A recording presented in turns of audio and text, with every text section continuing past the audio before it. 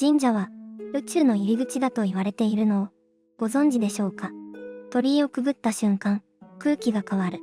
静かな境内に立つと、なぜか心が落ち着き、呼吸が深くなる。実はそこには、見えないけれど、確かなエネルギーの構造が存在しています。こんにちは、アリアです。今回は、神社という場所を通して、どうすれば私たちが宇宙とつながることができるのか、そしてそのつながりを日常の中でどう活かせるのかについてお話ししていきます。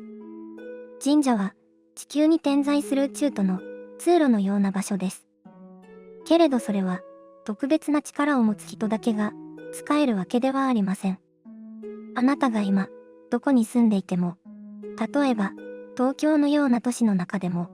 静かに宇宙とつながる時間を持つことは十分に可能なのです。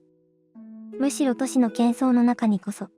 神聖さを見つけられる感覚がこれからの時代には必要なのかもしれません。ではなぜ神社が宇宙とつながる場所なのでしょうか。その鍵となるのが場のエネルギーと意識の状態です。神社の構造を思い浮かべてみてください。鳥居、参道、手水舎、拝殿、そして御神木や摂社など、これらは単なる建築物ではなく、意識の波動を調律するための装置のような働きをしています。まず鳥居は物質世界とエネルギー世界の境界線です。ここをくぐることで日常の思考や雑念を切り離し、内なる自分とつながる準備が始まります。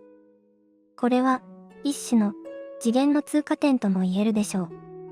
鳥居の前では一度立ち止まり、深呼吸をして心を整えることが勧められていますが、これは単なる作法ではなく、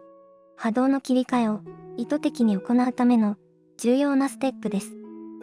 続いて、手水舎で手と口を清める行為。これもまた物理的な正常最上に自分の波動を浄化し、内側の意識を整えるという意味があります。水は古来から情報を記憶する媒体であり、感情や思念の波動も流してくれる浄化のエレメントです。ゆっくりと手を洗い、水の冷たさや流れを感じることで、自分の内側に溜まった不要なエネルギーが洗い流されるようなイメージを持ってみてください。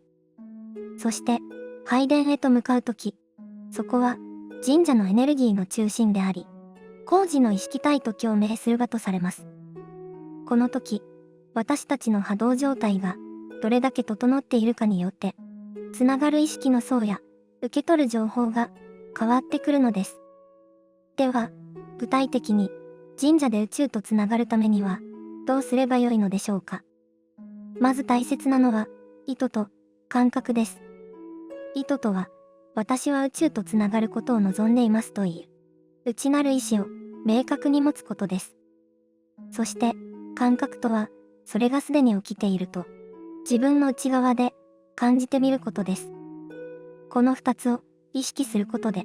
神社の空間はただの参拝場所からエネルギー的な共鳴場へと変化していきます。では、参拝の流れに沿って宇宙とつながるための意識の使い方を詳しく見ていきましょう。まず、鳥居の前に立ったら静かに目を閉じて深呼吸を3回行います。その呼吸とともに日常の雑念や不安、思考の重みを吐き出していきましょう。そして一歩を踏み出すときにこう意図してみてください。私は今、工事の意識とつながる準備ができました。この場所を通して宇宙の真理に触れます。それだけであなたの意識は波動の扉を開く方向へと向かっていきます。参道を歩くときはできるだけ静かに、そして五感を研ぎ澄ませてみてください。足音、風の音、木々の揺れ、光の反射、それら自然のささやかな変化を感じることで、私たちの意識は今ここに戻りやすくなります。今ここにいること、それが宇宙とのつながりの第一歩です。手水舎では水の流れる音をよく聞きながら、手と口をゆっくり清めます。この時、体の中に詰まっていたエネルギーが、静かにほどけていくような感覚を持ってみてください。今、この場にいるという意識を深めれば深めるほど、あなたの波動は宇宙と共鳴する状態に近づいていきます。そして、拝殿に立ったら、まず、一礼をしてから、心の中で自分の名前と今いる場所を名乗ります。例えば、東京都中央区の〇〇です。というように、これは宇宙に向けて自分の存在をエネルギーとして認識してもらうためのプロセスです。次に、お願い事をするのではなく、感謝と祈りの意識を持ってみてください。この地に生きることを許されたことに心から感謝します。私の魂がより光に沿って歩んでいけますように。このような祈りは自己中心的な願望ではなく、魂の本質と宇宙との調和を意図するものです。その瞬間、あなたの波動は宇宙的な周波数に自然とチューニングされていきます。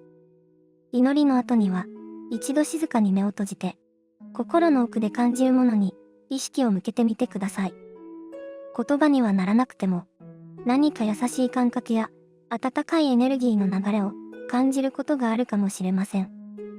参拝を終えた後、すぐに帰るのではなく、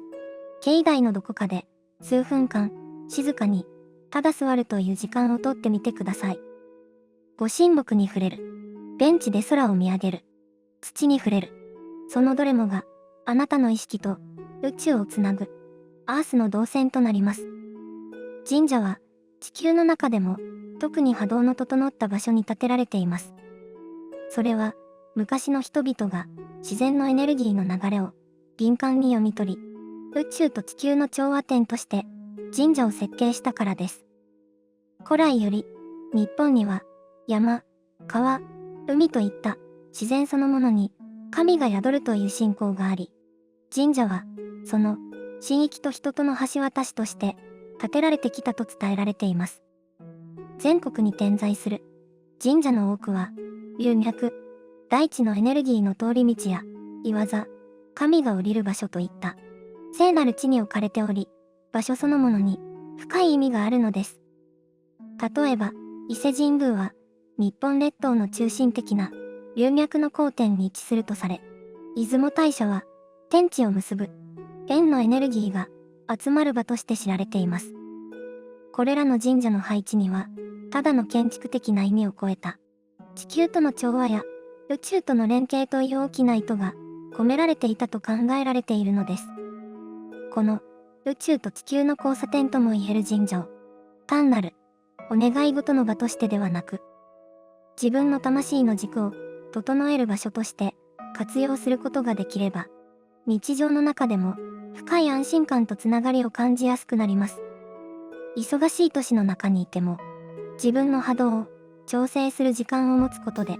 現実の中での選択や行動もより本質的なものに変わっていきます。神社は特別な人のための場所ではありません。そこは誰にでも開かれたエネルギーのポータルであり、あなた自身の内なる宇宙とつながるための鏡でもあります。時間がある時に数分だけでもいいのです。その場に立ち、自分の感覚を静かに開いてみてください。神聖さとはどこか遠い世界にあるものではなく、あなたの意識が整った時に初めて見える、とても優しくて静かな光のことなのかもしれません。今回お話ししたことをぜひ近くの神社で実践してみてください。あなたの町の神社、通勤路の途中にある小さな祠、そのどれもが宇宙との通路として存在しているのです。宇宙とつながるというのは、特別な体験やビジョンを得ることではなく、あなたが今ここに戻り、静かに自分の波動を整えた時に自然と始まる対話なのです。神社という静かな空間で、あなたの魂の振動をもう一度チューニングしてみてください。きっとその先に、あなた本来の光と、もっと深い宇宙との対話が待っているはずです。最後まで見てくれて、ありがとうございました。また、次の動画でお会いしましょう。